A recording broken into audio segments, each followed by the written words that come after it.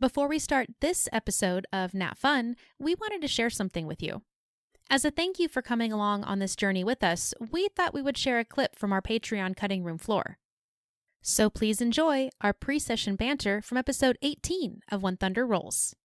And if you're interested in checking out our Patreon subscription tiers, or even pick up a free subscription yourself, wink wink, check out the link in our show notes below.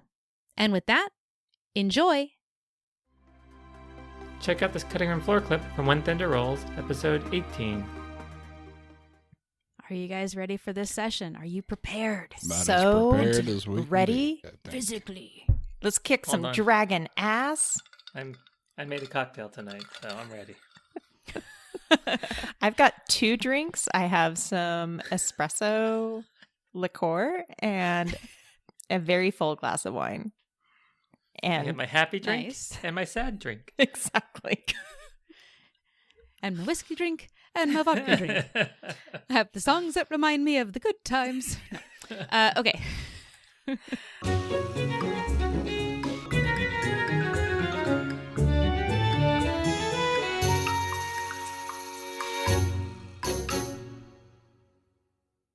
Hello, and welcome to NatFun, a live-recorded tabletop role-playing adventure game where the dice and a few friends tell the story. My name is Jackie, and I am your game master tonight, and I'm joined by a few friends. So let's roll into some introductions. My name's Jeremy, and I'll be playing Raceland. My name's Dan, and I'll be playing a very panicked Eldrin tonight. My name's Erin, and I am playing Edwina, possibly for the last time. And on that cheery note, we're going to read some shout-outs. Like our other sessions, we read shout-outs at the beginning of each session where the players can write down cool things each other did from the last episode. And it's a great way to support each other, mention cool character moments, and earn GM inspiration. So looking at our Google Doc table and our spinner, the first number of the night is 11. The recipient of this gets GM inspiration. Affirmative. I think this was a setup. Sense something shady going on here. It's a weighted This spinner. was a shout out from me to GM Jackie. I guess that confirms that we are all going to die tonight. But this was just to let you know that I feel like I really lost track of time in this episode for people who, well, for everyone listening. You don't realize that I keep track of time and send little messages to the group so that we can stay on track. And I kept realizing, oh, I forgot to send the time because I was so caught up in what was going on in this particular episode. Good job, Jackie. Well, thank you. That means it's fun and engaging, which is the absolute goal. So I will not take any inspiration. I still have my one you guys gave me, and we can only hold one. So we'll just do 2 different shout-outs so that you guys can get more. That is not to say I don't get caught up in what goes on in every episode, but in particular, I was losing track of time this time. We're getting to the culmination of a lot of different paths. There's a lot for you guys to figure out and little nuggets being dropped here and there. So I like that you guys are following the breadcrumbs. All right, our next number is number 7. And the recipient of this shout out will get GM inspiration. All right, this is to Jeremy / Raceland for going along with the idea of the dice rolls for the diamonds. I thought it was just a fun idea to be like, well, we're both going to grab at things rather than split it evenly. Let's just let the dice decide. And I was happy that you went along with that because I thought it made for a fun little competition in the middle of what we were doing. Says the man who got the majority of the diamonds. I agree, it was fun. And I also will not be taking GM inspiration because I already have GM inspiration. I think I'm the only one missing it at this point. I used mine last night. I got it and blew it right away. Well, what's funny with that is the irony is that the person that wrote this one gets the GM inspiration, and the number is 1. So it is to Dan. I will say So close. I do have GM inspiration already, so if the GM wants to be a little, wiggly here and give it to Dan, I don't mind donating. Then Fine. she does not. But he also still has a DM boon that I have not forgotten about, which is far better than GM inspiration. It always So- is. Start shouting boon at some point. Boon, boon, boon. I beg you, Lord, please, boon. But no, we've gotten to know our characters a lot over this adventure, and one thing that we can always count on for Eldrin is he's going to look for a place to hide. And in our combat, it was like, well, Eldrin is going to, and you surprised us all by thinking you were going to do something. Hide again. And it just made me laugh out loud. I completely broke character, so I loved it. I figured it was kind of just keep repeating, I'm going to hide. I wonder what they're going to think if I actually have something in mind for just a brief moment and then take it away. So, you're welcome. I love a good bait and switch. Well, speaking of bait and switch, we will cap at this and say that with that one, Jeremy / Raceland could have earned a GM inspiration, and Aaron / Edwina could have earned a GM inspiration. But this was all a ruse. This was a fun, brief moment to distract you from what is actually at hand. Our demise. A synopsis. So we have 2 more minutes, guys. Nickel. The synopsis. In our last episode of When Thunder Rolls,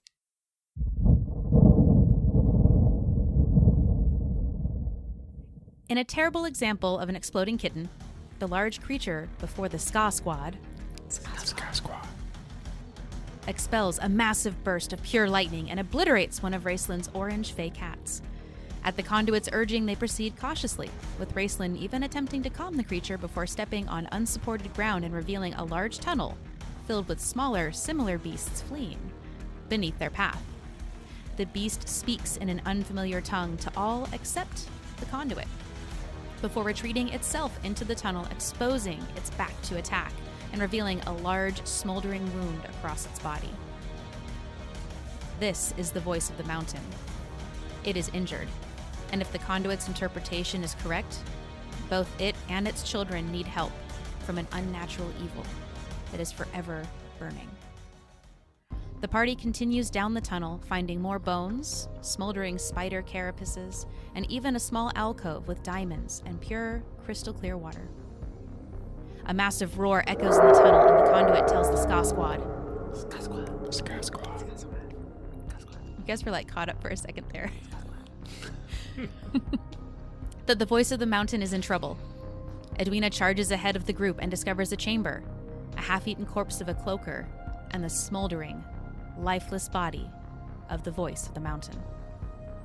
The rest of the party catches up, and while Eldrin is investigating the large corpse before them, its hunter reveals itself. A massive, multicolored black dragon suspended on a web hammock fades into view and attacks the party. I don't know if we have enough information at this point to distinctly connect the dragon as to be the killer of the creatures in this room. It could just all be a coincidence. Big misunderstanding. Yeah, innocent until proven guilty, except for he, shot acid at Raceland and me. Yeah, but we don't have smoldering burns on anyone yet. We'll get there. Not yet. Oh, we got smoldering burns on Raceland. And you did hit it first. It was just self-defense. Yeah. It was just taking a nap in a hammock. As one does. Just a spider web here. Oh, that looks comfortable. Fine. So if I remember right, we had a full round of combat. PCs were thrown, spells were cast, swords were slashed, and the dragon let forth a massive cloud of toxic acid breath onto Raceland and Edwina. Now, normally, we don't go back and change things because sometimes mistakes are made, interpretations are different, we just roll with it, live with it. But since it was the last attack that happened, I had done a little bit more research on the danger sense that you had mentioned, Aaron. Wrapped my head around it a little bit better, and I would like Edwina to roll an additional dex saving throw for me And I was incorrect. And again, because it was the immediate prior thing that happened, we'll go ahead and re-roll that. So good catch, and thanks for rolling with me on that when I was wrong last session. Yeah, anytime. So my original roll was a 10, and we get a nat 1, so we'll keep that. Go with the 10. Wow. Start off strong. Well, I was trying to help you out there. I appreciate you, Jackie, and I think it's all a setup. That, She just... Yeah. I think we're just gonna let that lie for now. We'll keep my 10, and it was like 46 hit points or something like that, or 48 hit points. 48. I would have to scroll back up. Yeah, 48. Okay. I will leave my character sheet as is. I was hoping to get my 24 back, but c'est la vie. And I probably shouldn't say this, but just so you know, that 48 points, it rolled multiple nat ones. It's been good working with you guys. Yeah. So, Oh, God. All right. Oh. And you have to roll a 48 for the saving throw. actually, it's a 96. So, yeah. So, to jump back into combat, Dragon is 1 foot on the ground, slightly perched up on the wall, gripping the wall. And it is now the Conduit's turn after the dragon just expelled this massive acid cloud onto Edwina and Raceland. The Conduit is currently behind the corpse of the Voice of the Mountain. Kind of went over to make sure it was really dead, and Eldrin is hiding behind that, kind of crouched behind that as well. And they are going to cast. Actually, they are going to. If I get my character sheet up here. Step back a little bit with their back to the wall, and they are going to pull out a bow that has dark black and midnight blue metal caps on it that are spiked on the edges. It's going to draw its short bow. The Conduit is going to draw his short bow and fire an arrow at the creature. Ooh. They rolled a 3. So they're going to miss with that. But just barely, Way right? to go, Me Connie. too, Conduit. Me too. Yep, they tried. And they're going to just go right back to their little spot No. Seat's taken. Go away. and crouch down a little bit. So they're like 6 or 7 feet away from Eldrin at this point, but still kind of crouching behind the body. That ends their very ineffective turn, and we are now at Edwina. We are going to bonus action Rage, which brings me down to 3. And then, even though it has not gone my way this entire game, we are going to move You're up. feeling good tonight. Yeah, I'm feeling really good. You know, this is the end. You already got the nat one out of the way. We are going to move up closer to the beast. It's got 1 foot on the ground, and we're going to try to Great Weapon Master with Breaker's Beak. And I don't want to say it, but does a 9 So you have to hit? say the number. A 9 does not hit. That's okay, because So how are you trying to attack it? Can you describe the attack and kind of how it misses, and then how you swing at your next one? yeah, so one is going to come down. She misjudged where the leg was, kind of just grazes off the scales. We're going to try it again. Frick on a stick. That is another 9. Inspiration. I know, I kind of want to use it, but it's like so early in combat. No, we're gonna save it. We're gonna save it one more round. We're gonna save the inspiration one more round. All right. But she's gonna move up slash with Breaker's Beak. Does nothing. Rage will still be up because she attempted to attack, and that is gonna be Edwina's turn. You said slash. I think you mean whiff. Thank God it wasn't a nat 1, because it probably would have decapitated Raisin. I have had people roll a d12 when they are in close proximity or in an arrow shot of somebody else and rolled a nat 1 to see if it hit that person. There's still time tonight. Well, Raceland is going to take this opportunity to move away It will take half your movement speed to stand up because you were lying prone on the ground from falling from the web above. All right. Well, he's got 35, so still leaves him roughly 17 and a half. I think you should be able to make it to about right there. And then he is going to use his bow to take a shot at the dragon. Well, that would be a 14. 14 does not hit. And because he has 2 attacks, he will try again. And got another 14. What is going on tonight? 9, 9, 14, 14. Eldrin, if you don't get double numbers, you're out of the club. Well, you got a 14 minus 5 and 14 minus 5 to get your 9s, too. I did. It was the exact same. But 9, 9, 14, 14. Either you roll a 14 or you're out. On Wednesdays, we wear pink, okay? And that will end Bracelet's turn. And as that happens, this creature is going to look at the thing that just tried to strike it and unfurl its wings and crash them down and try to strike her by using its legendary action. Edwina, I'm going to need you to make a dexterity saving throw for me, please. All right. And then, because we just talked about danger sense, do I get advantage on this? Yes. Yeah. 13 is not going to do it. 13 is unfortunately not going to do it. So you are going to take... the full possible 12 points of bludgeoning damage. Ooh. And you are going to be thrown 10 feet back away from this creature. Because I Yeah. am raging, I have resistance to bludgeoning, so that is going to be 6 points instead, right? Heck yeah, it is. Woohoo! Yep. Small so if you can move victories. down 2 squares for me, please. And you are also now prone. So if you can click on your token and add the prone token marker for me, please, so we remember that. You got it. And it also, in unfurling its wings in that one swipe down of the wings, it is able to lift itself up, and it is going to fly and perch on top of the body of the voice of the mountain. Bastard. As we go to Eldrin. Oh God. This Things just rock, got real close. this rock behind me. How big is it? How big do you want it to be? We're theater of the mind, if you can describe it. Well, it fits a 5 by 5 square, so assuming it's 5 by 5 by 5 a cube, maybe.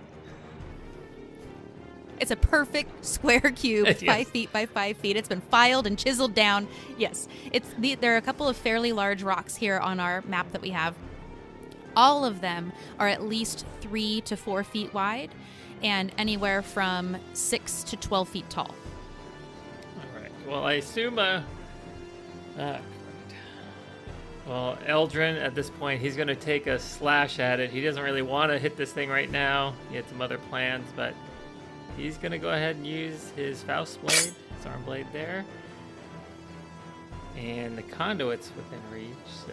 Alright, we got sneak attack potentially. Oh, it's a 14. What is with the 14s? You can join the I club. thought maybe you were going for the conduit when you said he was within reach. If I cut this guy, maybe I'll go for him. I did think he was going there too, and then I remembered sneak attack. Unfortunately, a 14 does not hit. So as you go to slash, you miss the dragon and slash into the body of the voice of the mountain, and you hear the conduit. What are you doing? Just kidding. That's okay. Eldrin is going to go ahead and move around this creature to the left, and he'll use his bonus action to disengage and go behind the largest rock in the room to seek some form of shelter. Partial cover, potentially, hopefully. And let's go ahead and end the turn on that one. Sounds good. So it is now perched on top of the body of the voice of the mountain. Let me check one quick thing. It is going to quickly look around the room. And you guys are spread out like really well.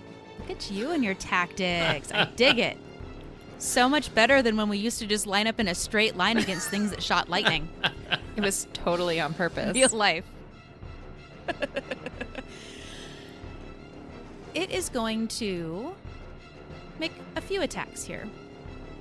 It's going to slash out with both of its claws at the conduit. First swipe is a 16, which does break his armor class, even with his mage armor. Weak. He takes 13 points of slashing damage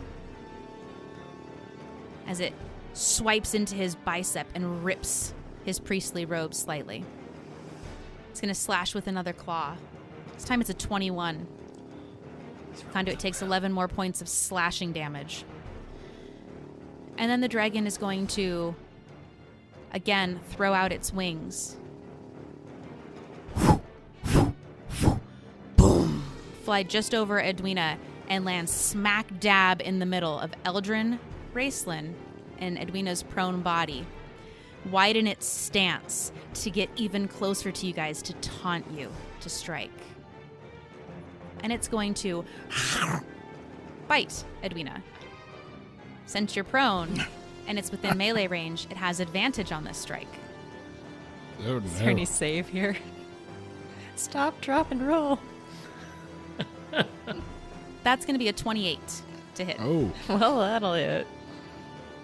You are going to take 14 points of piercing and 2 points of acid damage. Since you're still raging, the piercing damage is rounded down to half, I believe, correct? Correct.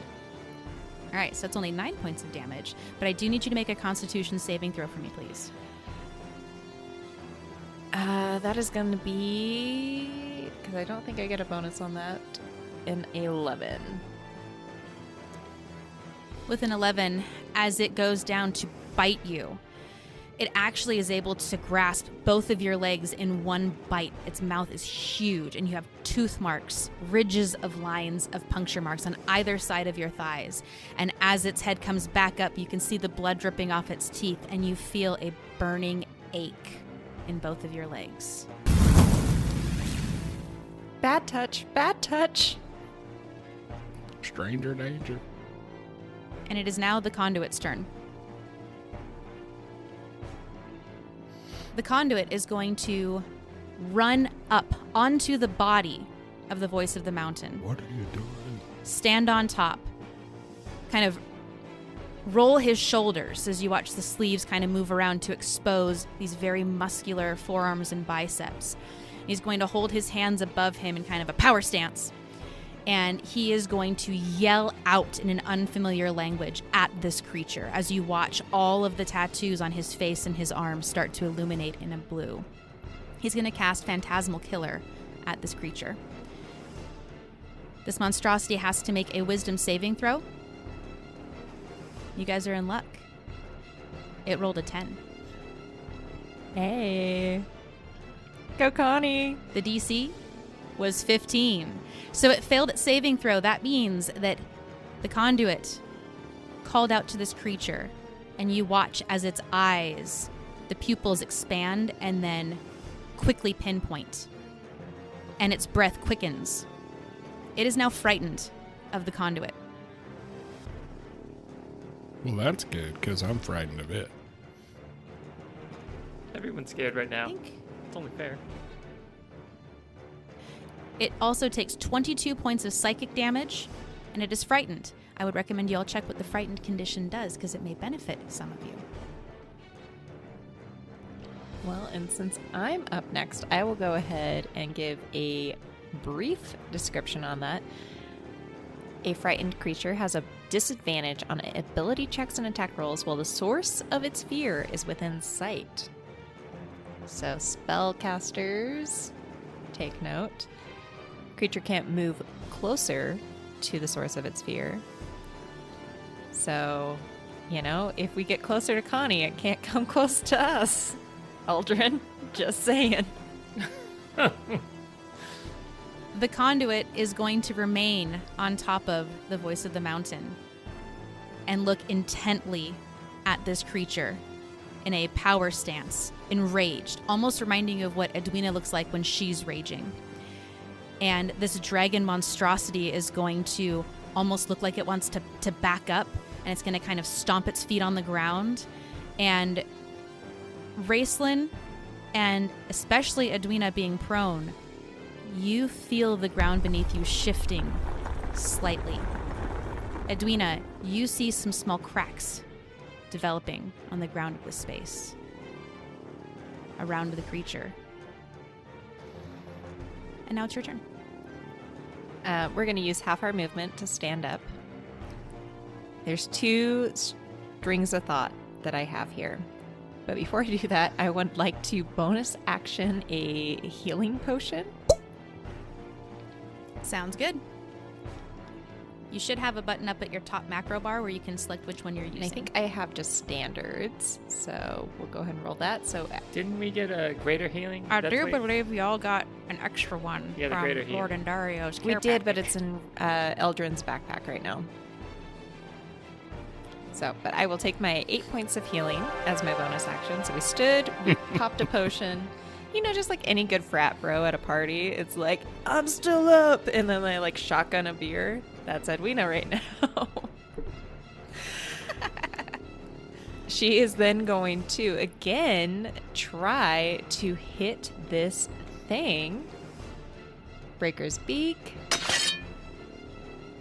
I'm so sad, but does a 17 hit? You raise Breaker's Beak, you swing it towards the beast, and as it strikes its knee joint on its front leg, it just scrapes along the scales. You see sparks, but it does not harm this beast. Okay. We're gonna try one more time. Because when it works, man, it works. What is up with the doubles? Another 17? No. Ain't no way. We're using the inspiration. We're going for the second attack. Come on, Dice Gods. F you. That is...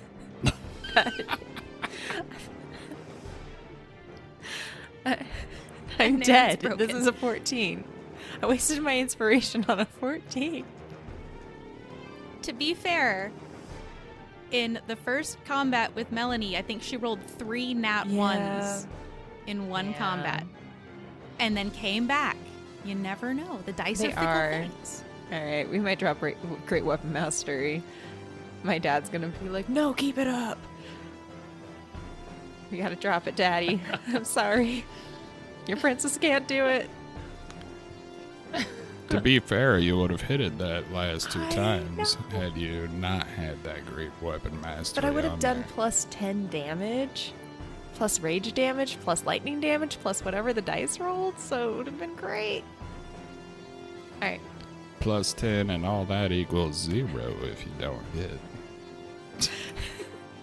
That will end my turn. And after your 2 swings and misses, the creature is going to frantically look around and lash its tail. It's going to scrape along the cavern wall and find purchase in Raceland's shoulder. It's going to use a legendary action to make a tail attack. Son of a gun. Thank God he's right-tailed. Raceland, does a 21 hit your AC? Just a little bit. A little bit. Raceland, you take 11 points of bludgeoning damage as the tail pierces the nice meaty bit just below your shoulder blade of your left shoulder. In, out. And now it's your turn. You just deduct that 11 as I slowly bleed to death. Raceland is going to GTFO right out of here and start headed towards the conduit so that it's less likely he'll be killed, which will unfortunately...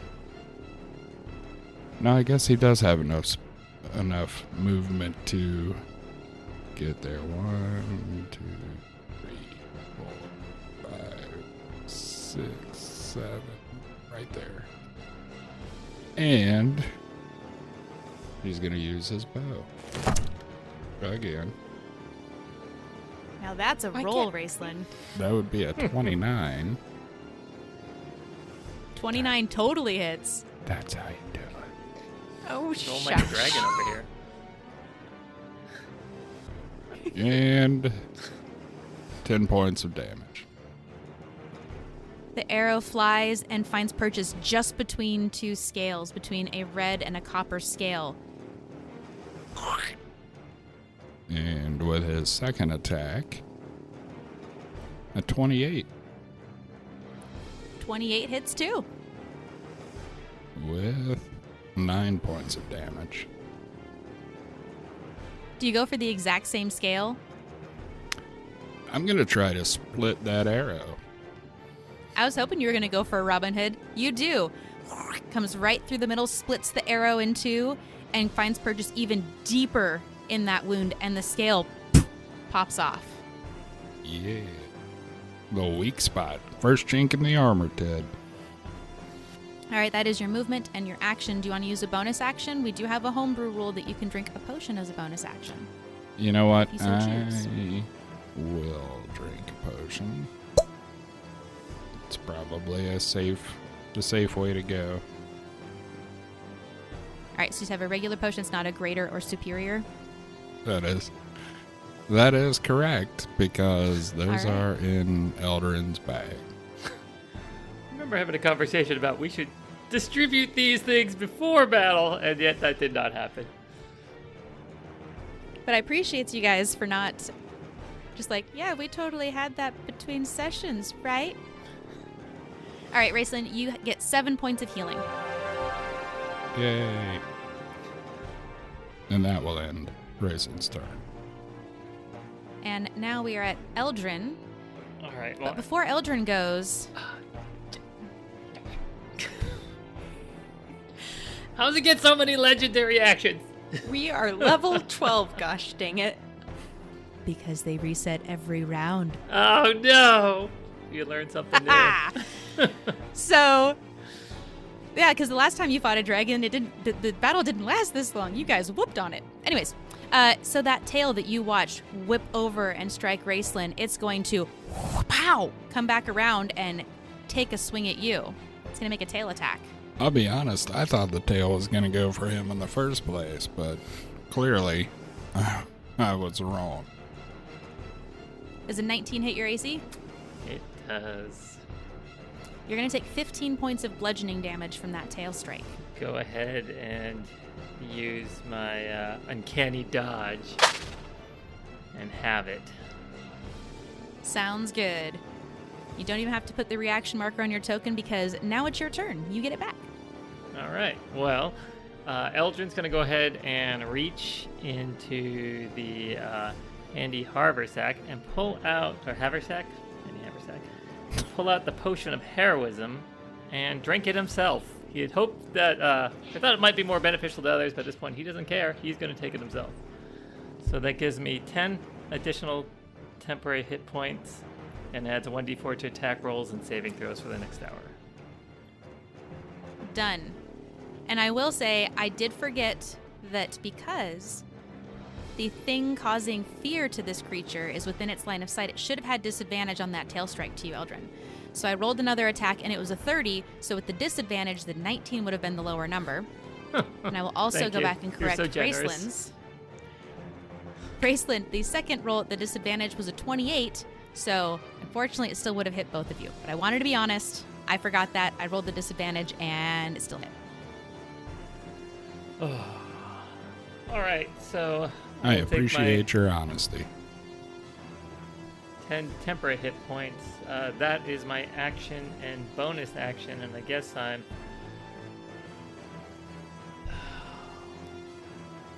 debating the attack of opportunity. It has disadvantage.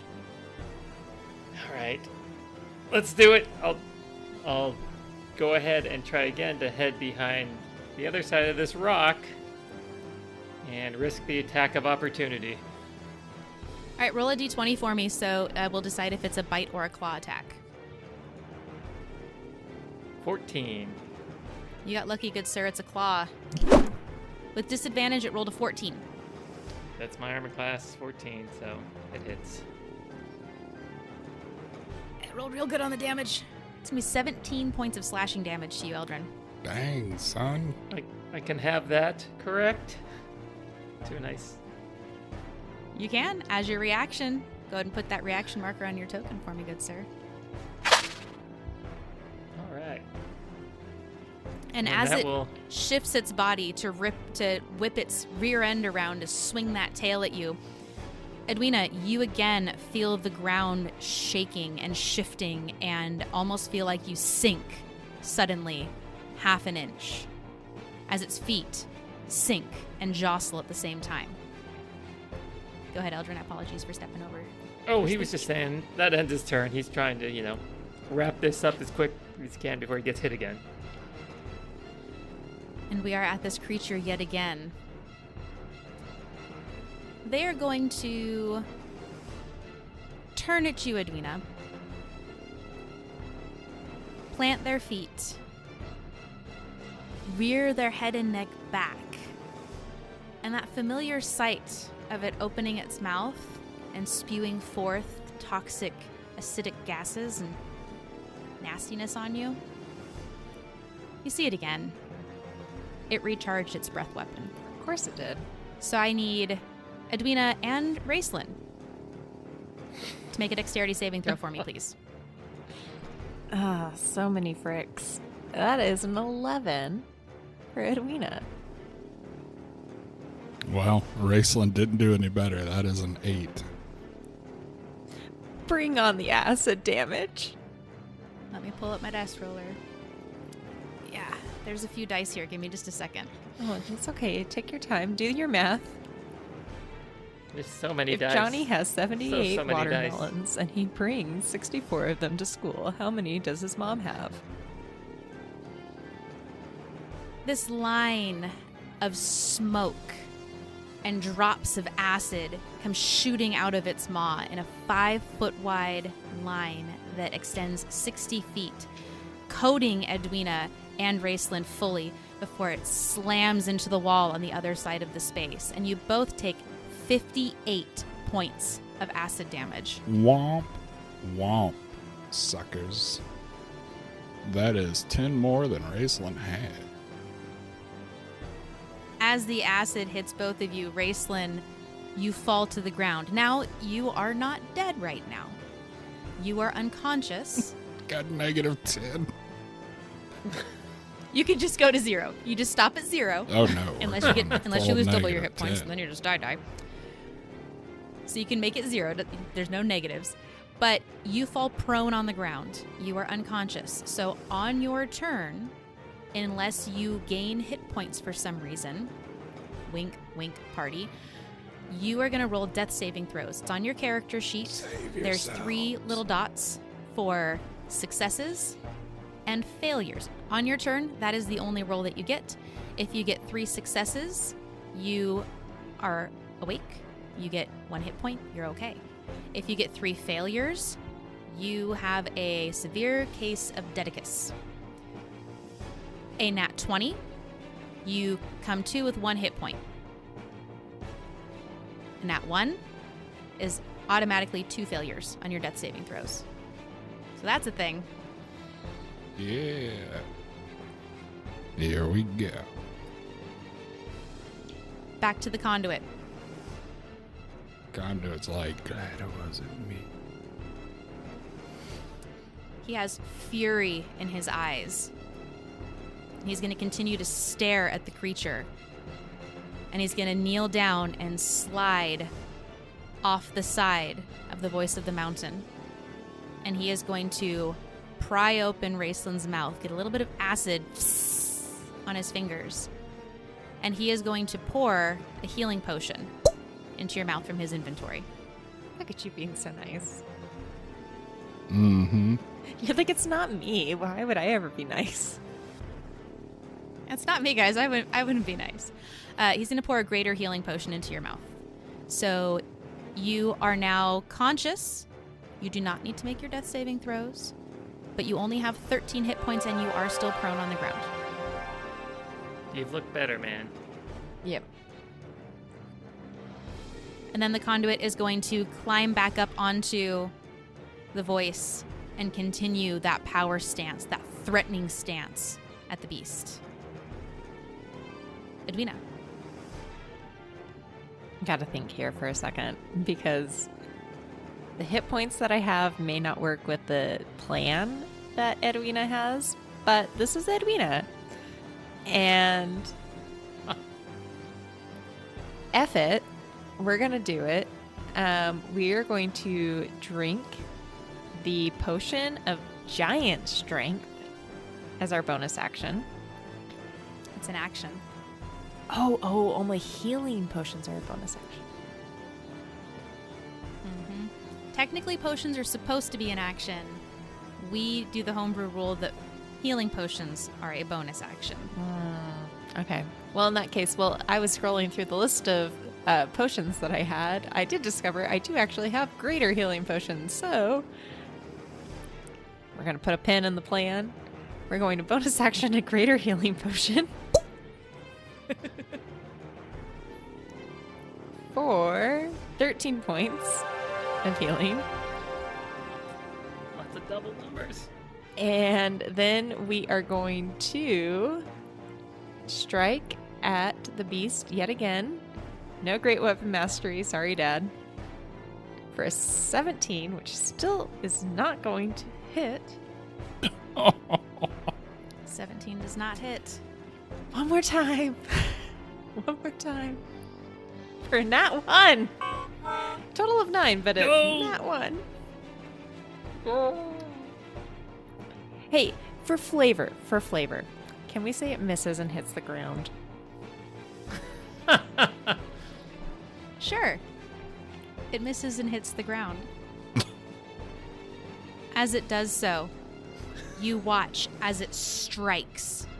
Go ahead and roll a damage roll for me so I can know how much oomph was behind that miss. 3 rage, 12 bludgeoning, 1 lightning for a grand total of 16. As you strike the ground, you watch as your maul hits and drives deep into the ground, and then cracks and fissures begin to all across. I need Edwina and Eldrin No. to make dexterity saving throws for me as you watch the floor of half the cavern that you're in crumble away. The floor is lava. That is a 7 for Edwina on the dex save. And Eldrin has disadvantage on this. But I do get to roll a 1d4 to add to whatever this is, so I've got a 15 Come on, 4. plus a 4, 19. Yeah. Well, that is quite fortunate because the DC was 18, One good roll tonight, guys. which the dragon monstrosity rolled a 17. So, the ground gives way, falling in massive chunks as you watch Edwina fall into the abyss below. The creature begins to spin, and Raceland and the conduit would get a very good view of this. Eldrin might catch it as well. You have pretty good passive perception. As the creature begins to spin and roll that scale that you broke off, you watch as something is writhing in the open flesh where that scale once was. That's nasty. You see similar scales, and as it starts to fall into the hole, you watch that wound tear wider and wider as the beast cries out, and you see a slithering snake-like neck and a face and an eye glowing. As it continues to fall into the abyss, the face turns and begins to come out of that opening. And Edwina, you're going to be the only person that knows this part. You're going to fall about 70 feet into a larger chamber below. Yeah, I'm a can of soup. That's not gonna make it.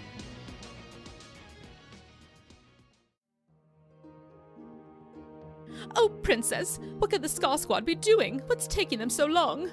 I wish Edwina were here right now. Oh, what should I do to pass the time? Something simple. I need something simple to pass the time. I could leave a rating or review for my favorite podcast, or what else could I do? I could tell a friend to listen to NatFun. That would be good. That would be good. What else, Princess? Oh, I could check out NatFun on Patreon. That could fill some time. I bet there's some really interesting content there. Ah, my soup!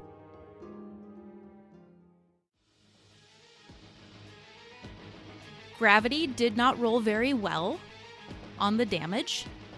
So the creature and Edwina are both going to take 20 points of bludgeoning damage. Which, since you're still raging, I believe is still halved. The ground hurts, but not as much when you're mad about it.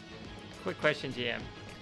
Edwina's at the top of the turn. So technically, could Eldrin interrupt her fall during this turn rotation? What are you asking? In my turn, I have the option I could cast the spell that could prevent her from falling. So could I use my action to do that as I see her fall, prevent that from happening? I believe you can if it's the spell I'm thinking of. I believe the casting time is a reaction. Have you used a reaction on this turn? This is an action. Okay. If it's not your turn, you would not be able to use an action spell. Only a reaction spell. Sorry. Wait, hand on head. Are you thinking of Featherfall? No, Okay. I was thinking something else. I could use Featherfall is a reaction, but something else.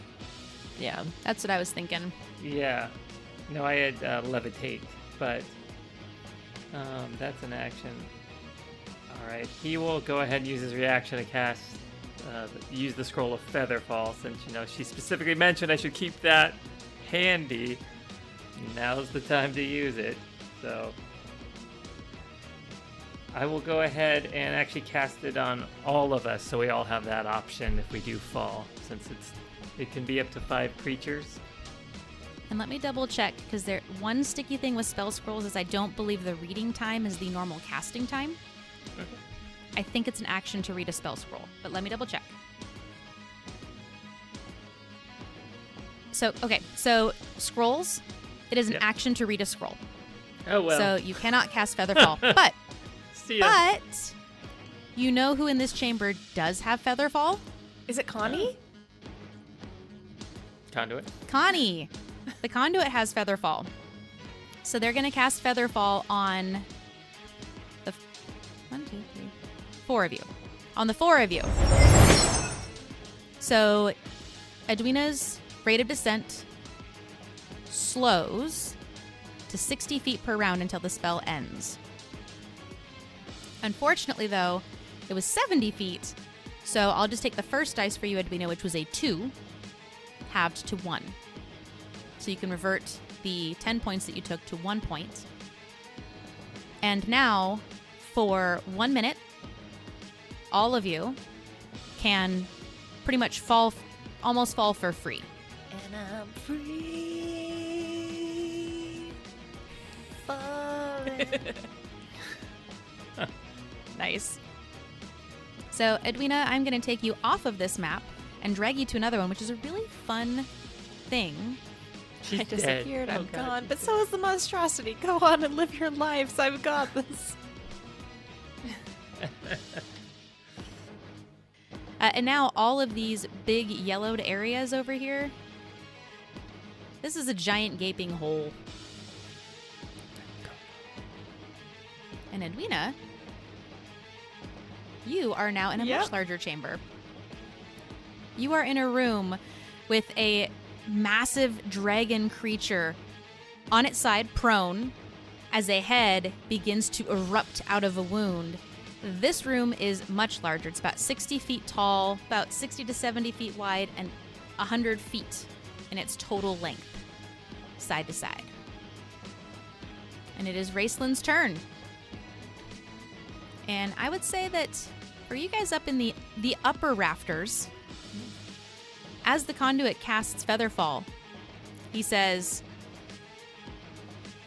"Stay together." Raceland is going to ask if Eldrin can toss him one of those potions of greater healing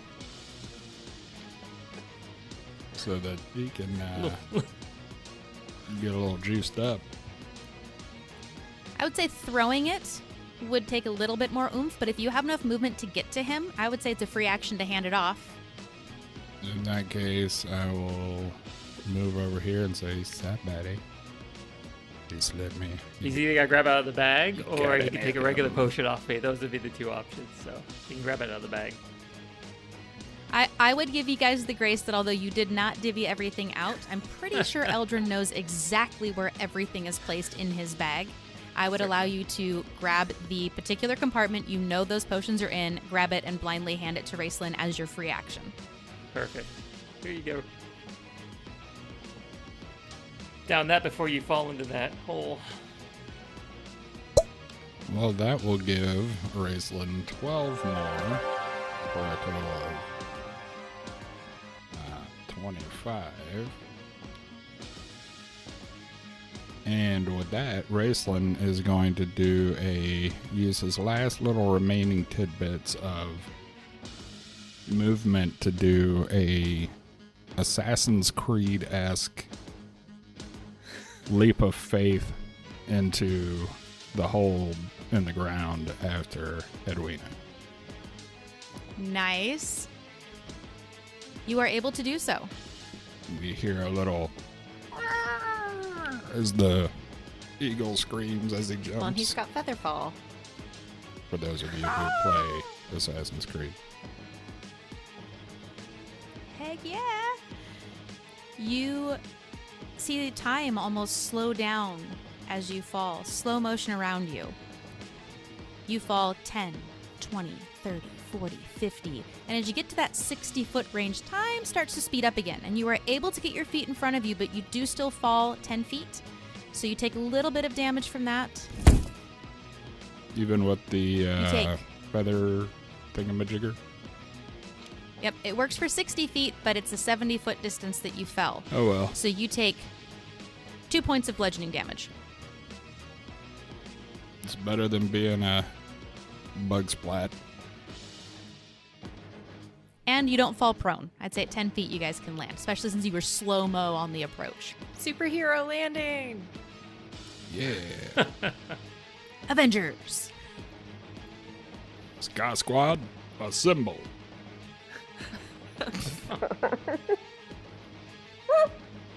SCA Squad! That's assemble. That's gonna end Raceland's turn.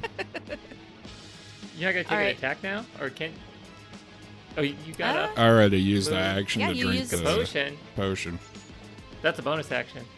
Yeah, we have a homebrew rule. It's a bonus action because it lets you heal and still hit stuff. So if you would like, you still have your any remaining movement. Well, You have your attacks. I don't have any remaining movement because I used it all to get over to Eldrin, but how far would this dragon be?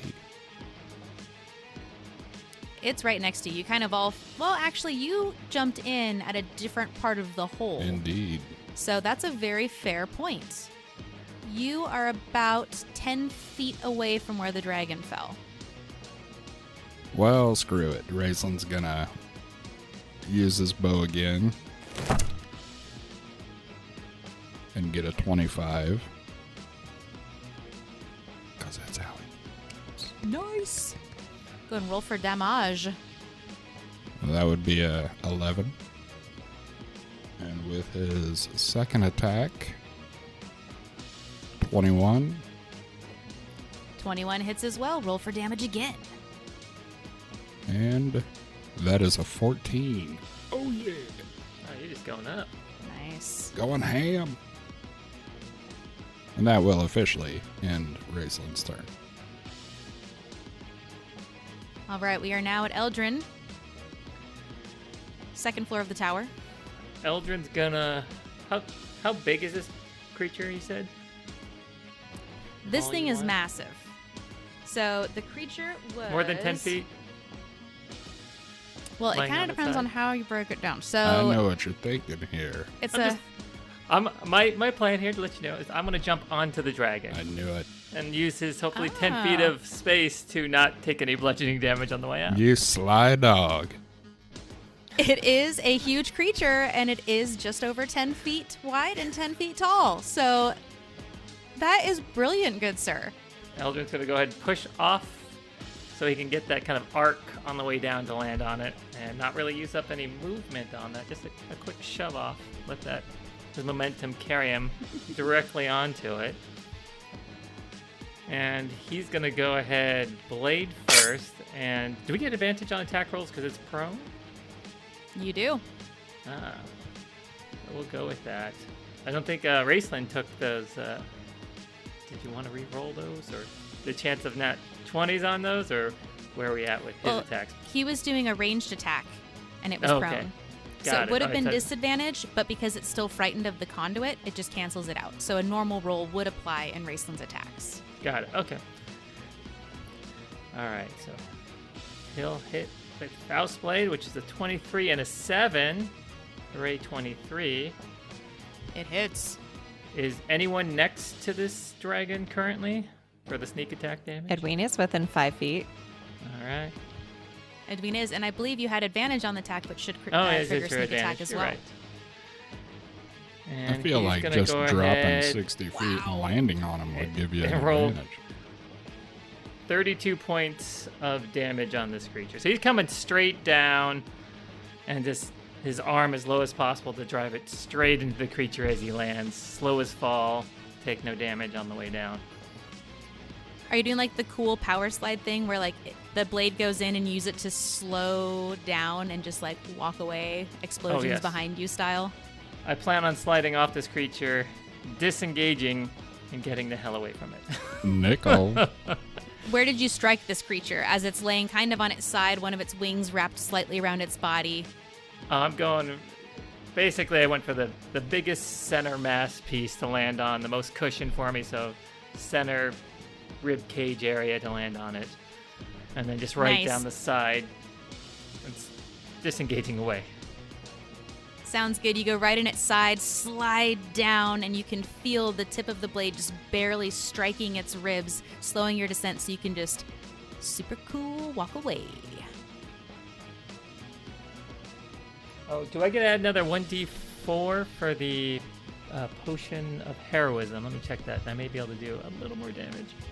I'm over here using my bow, feeling like Billy Badass. And Eldrin just jumps in with his little pocket knife of a hand blade and slices this thing Hey, open. we don't need to ask why Eldrin has such strong wrists, but we all know.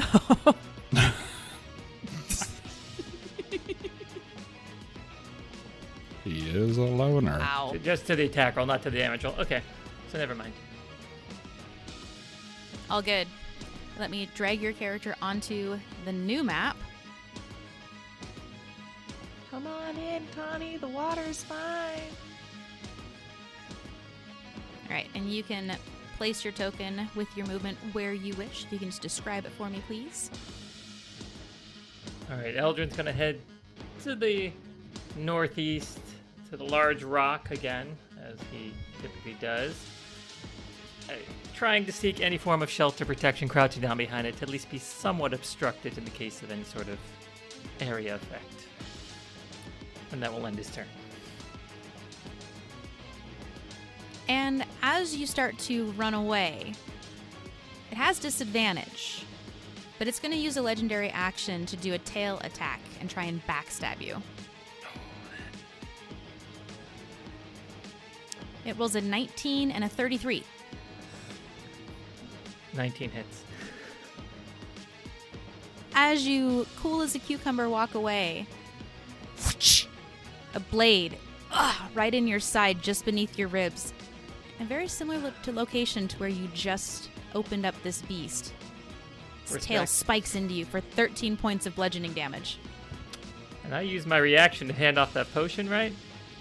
Nope, I said it was a free action to hand Or it the off. free action. That was a Yep. free action. Oh, okay. I'll go ahead and have that to 12. Or from 12 to 6, sorry. Yep, you're good. Just add the reaction marker to your token, please. Now this creature is going to stand up as a second red dragon's head emerges from that hole, kind of on its shoulder where the scale had popped off. You now have this two-headed, one black dragon, curled horns going forward. Red dragon, the dichotomy, horns going up off of its forehead, pointing back and curving up towards the ceiling of this cavern. It's going to use half its movement to stand up. And it's going to rear its head back and just give out a massive dual stereo bellow that echoes in this chamber. And it is going to use its frightful presence on everyone within 120 feet of it. Need to make a wisdom saving throw for me, please. So even Connie has to make a saving throw. Hopefully at advantage, because it's frightened of him, right?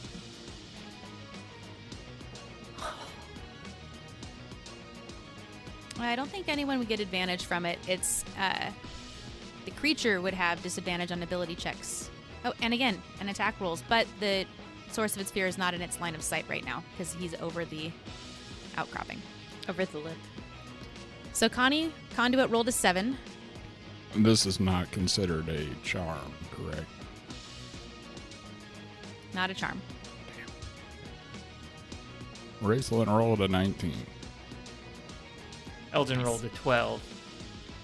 And Edwina got a nat 20. I'm so happy. Which I'll give you the nat 20, but I will say that everybody else just failed their saving throw. Understood. So everybody else now has the frightened condition for 1 minute. 10 rounds of combat. It's only a minute, guys. Only a minute. Only a minute. Only a minute. Is there an exit in this chamber, or is it all just walls? It is all just walls. This is a solid chamber. Regret jumping into here. And this creature is now going to slash out at the closest thing to it. Edwina. I'm not afraid. It's going to make 2 claw attacks and 1 bite attack. No longer at disadvantage because it cannot see the source of its fear.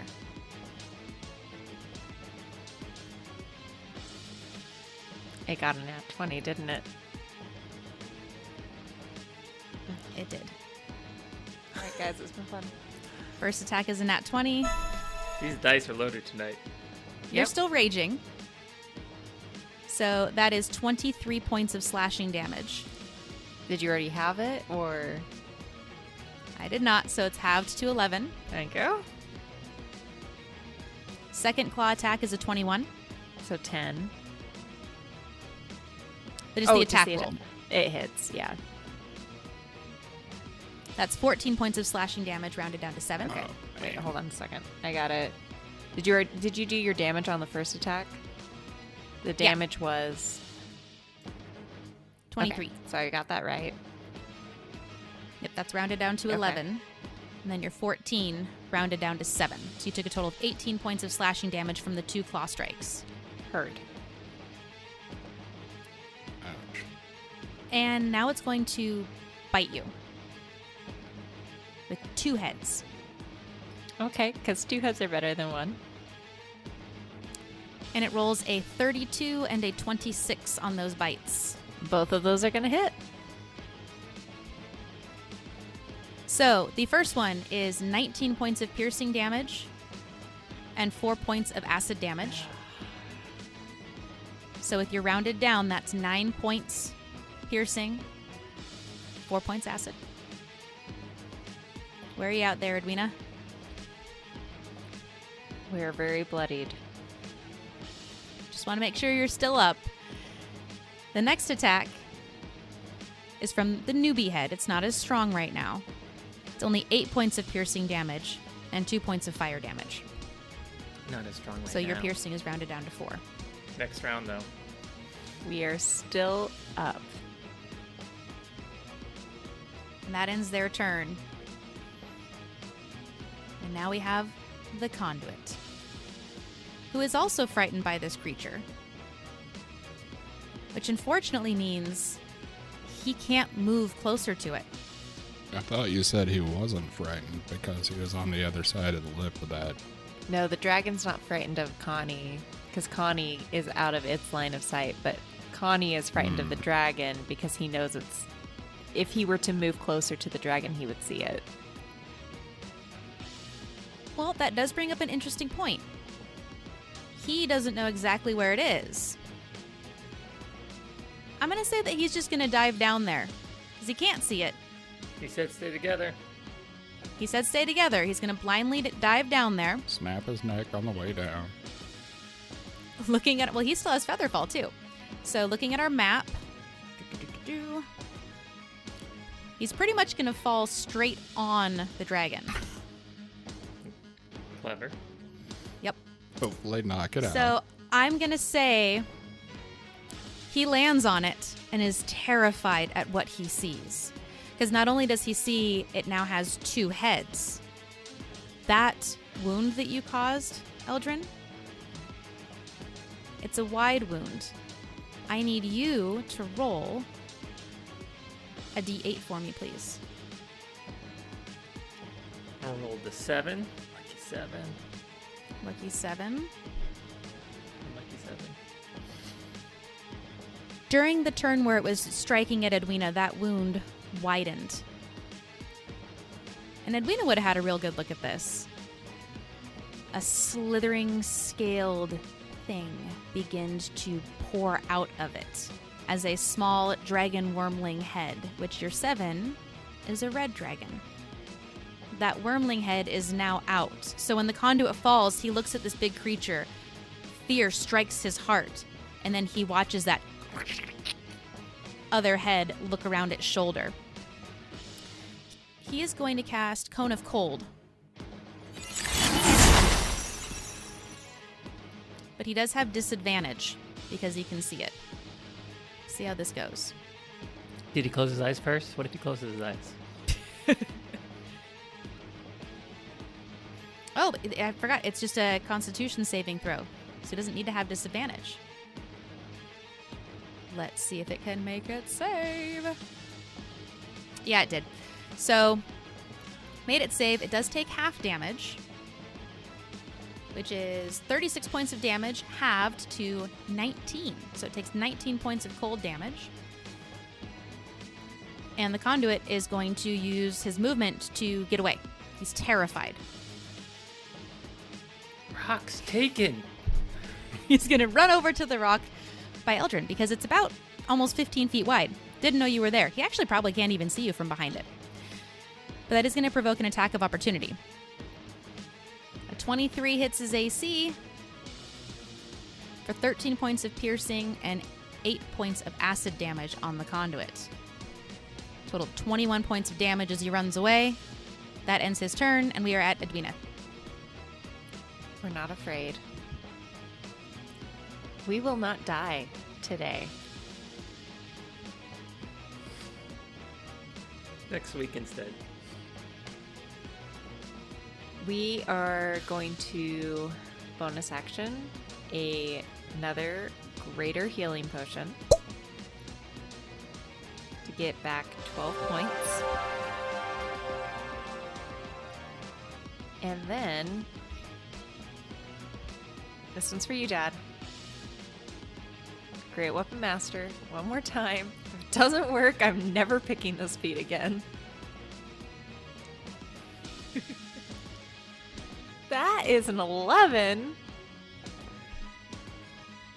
So it does nothing. Does not hit. She forgets it. Well, it wouldn't hit either way, Yeah, it wouldn't so have hit don't either worry. way. It was good shot. We There yeah, we forego all training. We go pure feral on this hit. And a 22. Does a 22 do it? 22 hits. It does. Finally, we get 3 rage, 14 bludgeoning, 2 lightning for a grand total of 19. 19 damage. Nice. Where do you strike this creature? Between the head 1 and head 2. Right in the middle? Yep. Heard. You don't want butt head? Aim for the butt. No butt head. As you strike it, you feel in the handle of your weapon and hear the sound of bones splintering and snapping beneath your strike. Excellent. We are going to stand our ground. We are still here. And if anything, Edwina will be the last stand and hope that the rest of the party can get away. But that will end her turn. And I did forget to do the disadvantage of the dragon on the conduit. It rolled the same attack, and the conduit rolled a Constitution saving throw and failed. But because I did not say that, you still got your advantages and all your good stuff. But the dragon is no longer afraid of the conduit. Well, considering the luck that he's had so far with the bow, Raceland's feeling a little froggy. He's gonna take aim at this red dragon's eyeball and let one fly of a stinger. Why am I at disadvantage? Oh, because I'm scared, I guess. Yep. And he misses with a 14. You have a second attack if you wish to use it. Oh, he does. Nah, save it. And he rolls a 22. 24, actually. 24 totally hits. Roll for damage. And that will be a 12 to the eyeball. Strikes just next to the eyeball. The arrow wedges in the scales of its eyebrow as its heads thrash into each other and break the shaft of the arrow. Hate when they break the shaft. Nickel. And that will end. You know, apparently I'm not allowed to say anything in this game. Why do we live in such a world? Raceland's turn. You do get to make another wisdom saving throw. Oh, well, in that case. And you don't want to move out of the open? You just can't move towards it, but you can move away from it if you wish to use your movement. That was an 8 on that wisdom saving throw. You're still terrified. And Raceland will move next to the conduit. Now that This spot's rock is really getting tight. crowded. As you run away, the dragon takes its claws and tries to scratch where that arrow hit its eyebrow, and then starts tearing at the opening that Edwina had made between its two heads.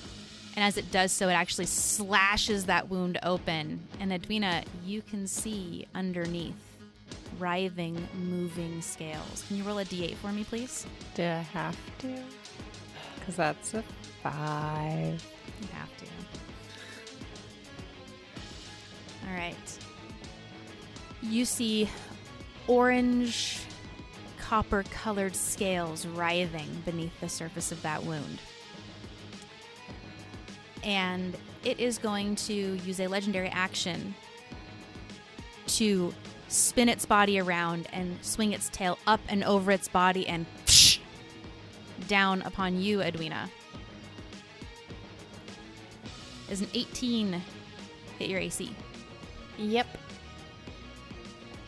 That's 15 points of bludgeoning damage to you. 15 is heard. Oh, wait. Actually, half that. So, 7. Rounded down. Okay, Yeah, we 7. still up. All right, Eldrin, your turn.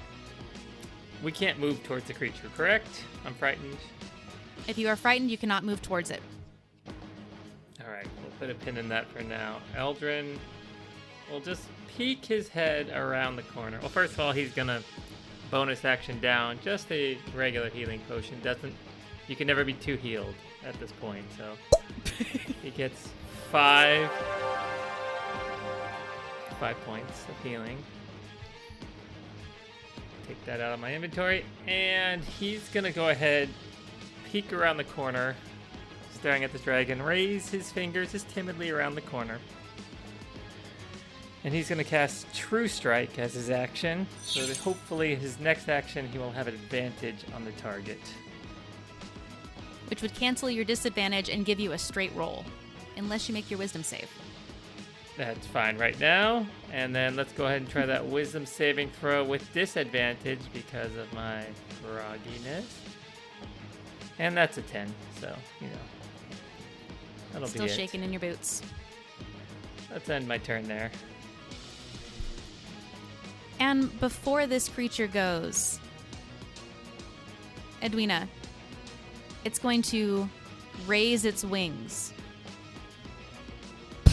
smash them down upon you as it takes flight, and use the rest of its legendary actions before its turn to do a wing attack. So I need you to make a dexterity saving throw for me, please. And at advantage, that is a 22. Well, that is exactly what you needed. Oh, thanks. Amazing. I'll take it. Its wings start to beat down towards you, and you see it coming. You feel it in your feet, your soul, that danger. You can tell without even, it's just out of the corner of your eye. And you're able to lean back and do an epic backflip with Breaker's Beak to push yourself back and get out of the path of that wing. And as you land, you feel the ground rumbling a little bit. You see some pebbles bouncing on the ground as it flies up and is now flying 20 feet in the air, right about here. Now, because it Above left everybody. my range, do I get an attack of opportunity? You can absolutely use your reaction to take an attack of opportunity. Come on, Breaker's Beak. God. I'm so God bless it. mad. There's so many madness things happening tonight with the dice, but that's a 16, which I know does not hit. I'm going to give up adventuring. Maybe it hits this time. Who knows? 16 does not hit. Yep. So close. All right. So, dragon. 2 heads. Opening fleshy wound between them. And the 3 of you, over your rock that you're hiding behind, I would even describe it as a boulder, you can see slimy copper scales writhing and beginning to emerge from that wound. And it is no longer a 2-headed dragon. It is actually 2-headed, and it has the red wormling on its side and now a small copper dragon's head from the wound between its 2 large dragon heads. It's a wormling size. And all 3 of them look at you, Raceland, the Conduit, and Eldrin. And the red dragon is going to throw its head back and exhale fire down upon you in a 60-foot cone, striking all 3 of you. I need you all to make a dexterity saving throw. Straight down on us? Not through the rock? It is 20 feet above you, Okay. so I'm happy to get out No, my it's Pythagorean theorem. We can get some graph I'm paper just asking the and size we can of look this at how rock. tall How- the lamppost is and how long the shadow it's casting is. But I mean, if it's not it asking too much. is going A to. squared plus B squared equals... Raceland rolled an dead. 8. Eldrin rolled a 9. Suck it, Raceland. The Conduit didn't do so good. So remember that time that you did a shout out to yourself, Dan, and I told you someone else got it? Yeah? Is it me? The Conduit got it. They're going to use their GM inspiration to re-roll their dexterity saving throw. Oh, that's worse. Okay, they rolled a 10 and now it's a 4. You gotta Happens take to the it. Way to best join of the us. team, buddy. So all of you are going to take 12 D10 worth of fire damage. No. 12 D10. Yes. Jacqueline. Yep. That is not... No. You're using my formal name. I thought we were friends. How do you roll Erin 12 Edwina Appleton. D10? Give me about 3 minutes and I'll tell you. I'm just kidding. But it is, oh, of course it's this number. 69 points of fire damage. And with that, Raceland is a crispy critter. Yeah, I was gonna say, that's Quick gotta be question, double Jam. your hit points. It is Eldrin has evasion quadruple. to avoid Literally, area effects. it is triple my hit points. I had 20, Your remaining hit Oh. points. It's not your total hit point amount. With what you had left, you're good. I had 23, which means that was triple the remaining hit points that Raceland had. Well, Eldrin has evasion, so I could have the 69 points of damage, correct? Nimbly dodging out of the way. I believe so. I put it up in chat.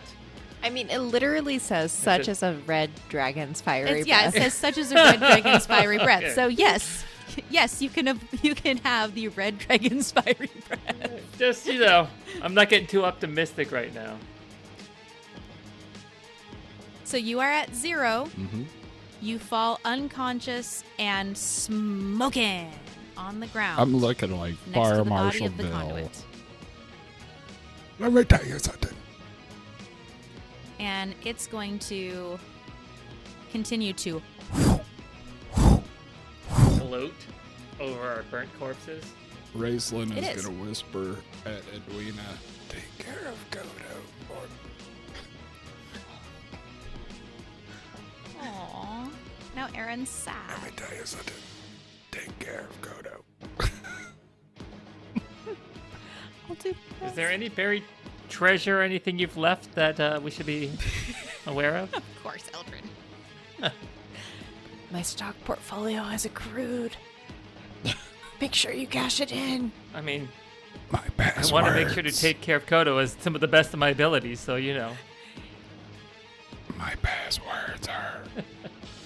0 with the 0 as the O. And here I'm like looking at his will, like, make sure you give Kodo the farmer's dog. Hashtag this podcast is not sponsored by the farmer's dog, but it's fantastic. Might as well. Just give it to Kodo. But we're willing to negotiate. Yeah, call us, please. And give us free samples. My dogs would love it. I have 3. All right. 3 mouths to feed. So, Raceland, you are down to 0 hit points, correct? Mm-hmm. All right. As the fire spews forth from the dragon's maw and rains down upon all of you hiding behind the boulder, Edwina, you feel the ground begin to shake and ripple. And you'd actually be the only one that could see this because Eldrin is behind this rock. But Edwina, in the northwesternmost portion of this space, you watch as the wall begins to break and crumble, and pouring out of multiple openings, you see a couple of creatures. You see a large salamander-like creature, not nearly as big as the voice that you had seen previously, burst out of one of these holes, with light blue illuminating their entire throat, piercing icy blue eyes shining in the grayscale darkness of this chamber. And then about 15 feet next to it, you watch as a massive serpentine head with curled horns bursts through, and you can hear that familiar striking of stone on stone, flint together, sparking in its mouth, as another voice of the mountain bursts through the wall. And it's their turn in the turn order. They are going to Time. lean their head back, and you hear that striking sound quicken until it becomes a high-pitched whir, getting louder and louder until it almost hurts your ears, and they are going to expel lightning straight up at the dragon. And they're going to have to make a dexterity saving throw while they're flying there. I'm going to use my GM inspiration.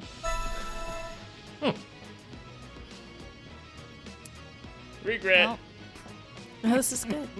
they This rolled is a good. 10 and a 7, which are Pass. both fails. She finally gets But- to feel how we feel. Being a dragon, they have legendary resistance. And it's going to use one of those to automatically succeed. But they still take some damage. They're still going to take 12d10 lightning damage. Who would like to roll the damage for me? 12 D10. 12d10. Well, I can go up to 6. So, Dan, you do 6 as well. It's only fair. Raislin's unconscious. 31 for my half. 26 on mine. For a grand total of 57. 57. Rounded down. So it's going to be 23 points of damage. No, rounded down 25 is 50. You're right. I did the math for the addition correct. So it's going to be 28 points of damage. I just wanted to see what I There you would go. roll. You would have done better than Aldrin. If you were conscious, you would have done better. Stay conscious, buddy. Even got a nat 10 in there. You should have hidden We behind got the other rock. Got a couple lightweights with us. As that lightning bursts forth and shocks and strikes the dragon, it remains airborne, and you can hear that familiar. You don't see the lights in the voice of the mountain's mouth, but you can hear it starting again. You're now at the conduit. They're unconscious. They're going to make a death saving throw. Come on, Connie. It's a 7. It's one fail. Edwina. Actually, I apologize. Before your turn, Edwina, The dragon's gonna land on you. actually, no, I can't. It's too high up in the air. Never mind. The tail attack would not reach Eldrin. So disregard my evil plans. Ah.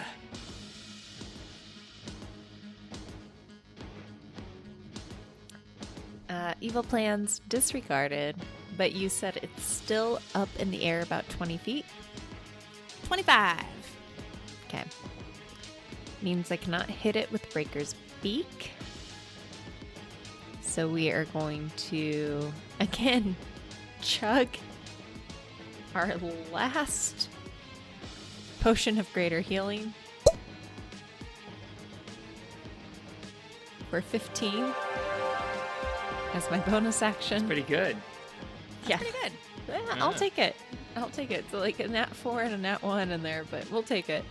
And then we are going to check one of the 5 javelins that we have at it with all our strength. 14.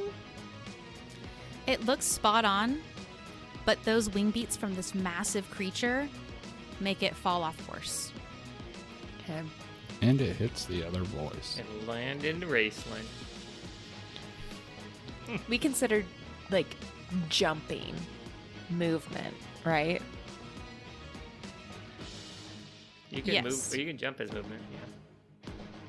That's more horizontal. I mean, I don't know how much you can jump upward. I know the whole running jump. I'm going You to can jump upward, but I don't know if you would be able to jump high enough to strike it if that's what you're going for. Okay. You just have to jump like 20 feet. Hear me out. If I run forward 25 feet and I springboard off the rock that's 15 feet, can I then take the remainder of my movement, which would be 30 feet, to get to the dragon? Regardless of the math, that sounds really cool. So yes, of course you can. Sweet! Breaker's Beak. So we chuck a javelin at it and then we say, like, you know what? Javelins ain't it. Breaker's Beak, we're going to run underneath the dragon, jump onto the rock, springboard up, and try to undercut its belly with Breaker's Beak. Does an 18 hit? It just misses. I'm giving up adventuring. Edwina's going to jump off the rock, try. She judged poorly, misses, lands back on her feet, superhero landing, looks back up at the dragon, and then looks over at the voice of the mountain. kind of shakes her head and remains there. That'll end her turn. And I'm going to say as you leave its range, it's going to take an attack of opportunity on you. As it does. I would like you to roll Choose your a death. d20 for me, please. I need 2 d20s. First one's going to be a 7. Second is an 8. Okay. 7 means it's the big head. 8 means it's a claw and not a bite. As you leap up, the red dragon's head turns and watches your path of travel, studying you. And as you miss and begin to fall, one of its claws comes up and slashes across your side. Does a 24 hit your AC? Yep. That is 16 points of slashing damage, rounded down to 8. Heard. And it is Raceland's turn. Raceland is going to do a death saving roll and get a 17. That's 1 success. Go ahead and mark 1 success on your character sheet. Eldrin is going to go ahead and pop the top on a potion of greater healing. And add 16 points, almost doubling the amount of hit points. And he will move over. Oh, I guess he's next to the conduit. Anyway, he's just going to grab another potion of greater healing off his bag and use his action to shove it in the conduit's throat and get him back up, since he seems to have the best, I don't know, abilities.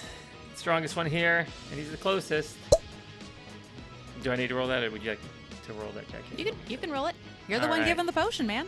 All right. He will give him 13 points of healing. All right, the conduit's death saves reset. He is prone but conscious with 13 hit points. And, well, I can't. I can move. Let's see how far can I move. I think everything's too far away. Actually,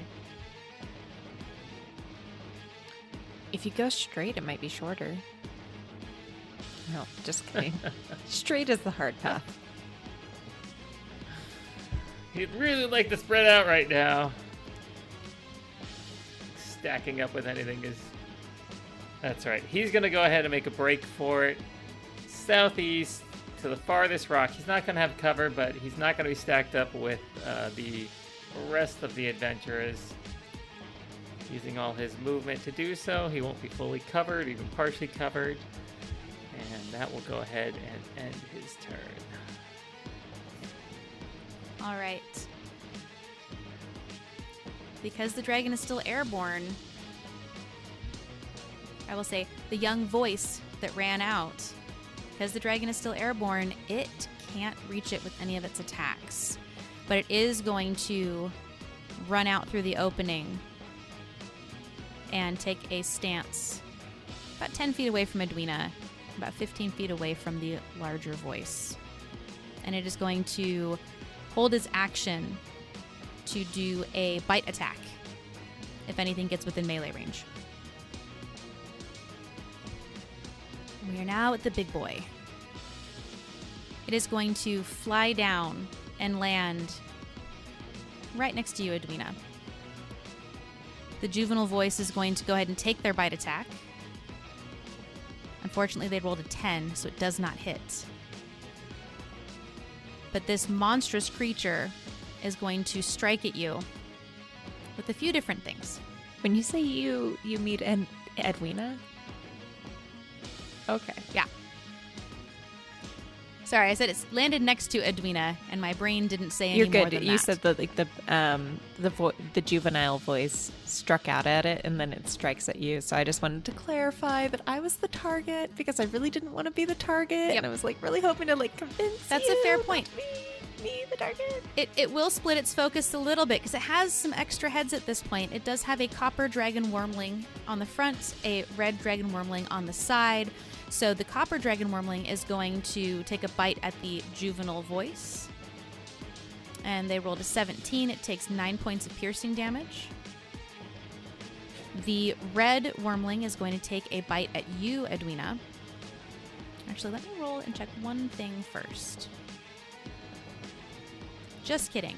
Instead, it is going to twist its head sideways, take a big breath of air, and expel fire at you instead. I need you to make a dexterity saving throw for me, please. Advantage. That is a nat 20 for 23. Nice.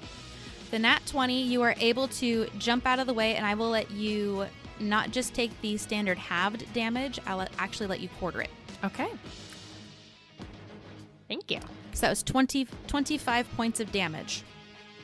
So halved, that is 6.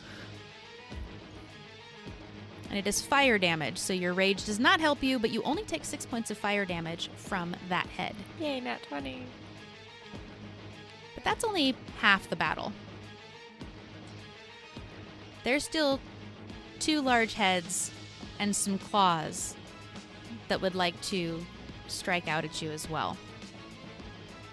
It's going to make a claw attack at you first. Okay. 31. I assume a 31 hits. Yep. That's 13 points of slashing damage. Rounded down to 6. Yep. Okay. Second claw attack is a 33. Hits. 17 points of slashing damage. Rounded down to 8. Yep. Okay. All right. So that hits. But I have Relentless Rage. Starting at 11th level, your rage can keep you fighting despite grievous wounds. If you drop to 0 hit points, which I would, while you're raging and don't die outright, you can make a DC 10 Constitution saving throw. If you succeed, you drop to 1 hit point instead. All right. I think that is a great way to start our next session, because we're going to end right here. Well, she won't, she? Stop toying with us and let us die already. This is like the Right. cat and the mouse. Oh, Yeah, absolutely. You have some things that might be helpful. I don't know. I drank 4 potions out of my 5. Oh, my potions are gone. I'm thinking I should have kept that potion of sneezing and coughing for this whole mess. Yeah. Woulda, shoulda, coulda.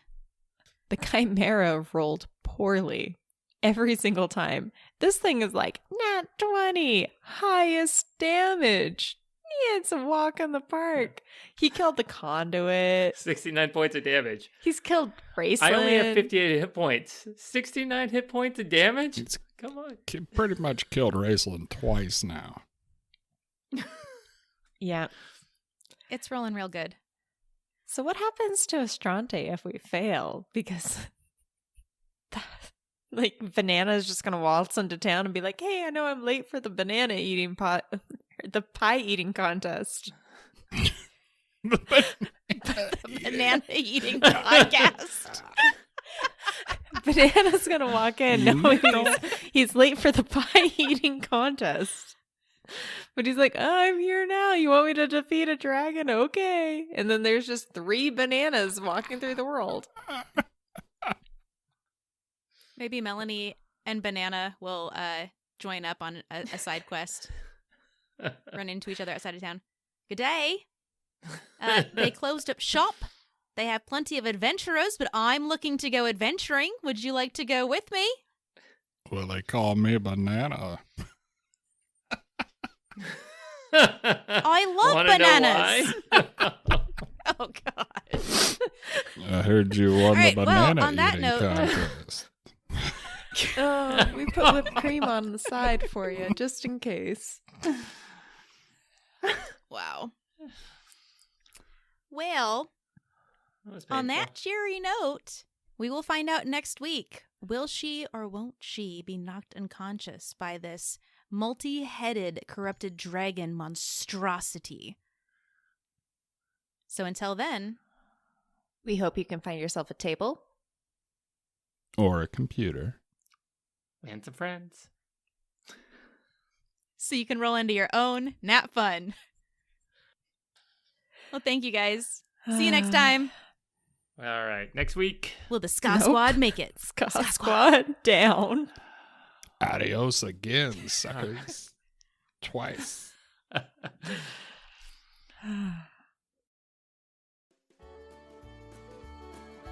They went down, down, down with the dragon's breath of fire. They fell down. Oh, we can't sing that song? No. Okay, well, I guess that's my set.